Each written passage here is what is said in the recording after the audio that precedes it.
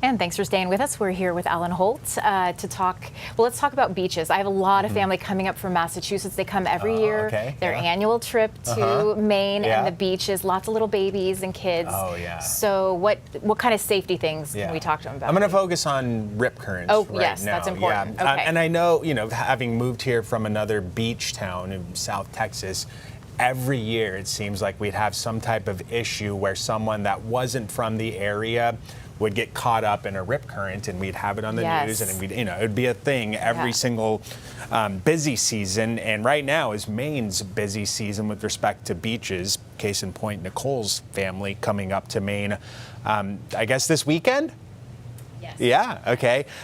If you're out at the beach, for example, and you're seeing the waves roll in, and then you see a channel where there is not wave action, that represents water flowing back out into the ocean. So it's flowing away from the beach, and that's the current that people can get caught up in and sometimes panic. It's a weird experience if you have not felt this.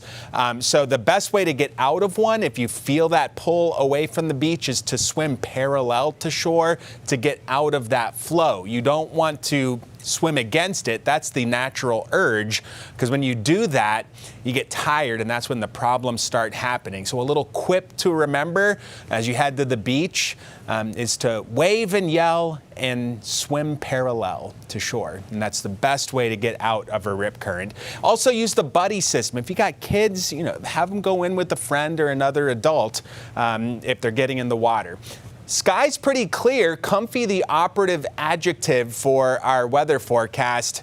It'll be that way tonight, tomorrow, Saturday, and Sunday behind the front that brought us all the stronger storms yesterday. High pressure will build in. That's going to equal and translate to calm weather for all of New England. Stays pretty busy along that boundary offshore, but it's so far away that it's not of concern for us. And these disturbances riding the boundary will actually help promote drier air coming in through the weekend. So not only will it be sunny, comfortable with temperatures, but the humidity stays low, and that's in part why the weekend looks just so amazing this time around. Next week, not so much. A big chunk of mid-level energy approaches from the west. This look is an unsettled one, and next week, this is really sluggish to move out. So we may have a span of time where we're talking about an offering of rain.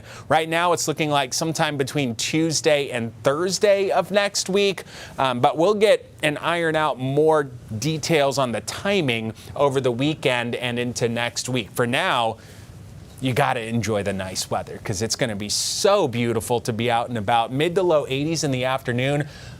The nighttime is going to be cool. 50 inland tomorrow morning.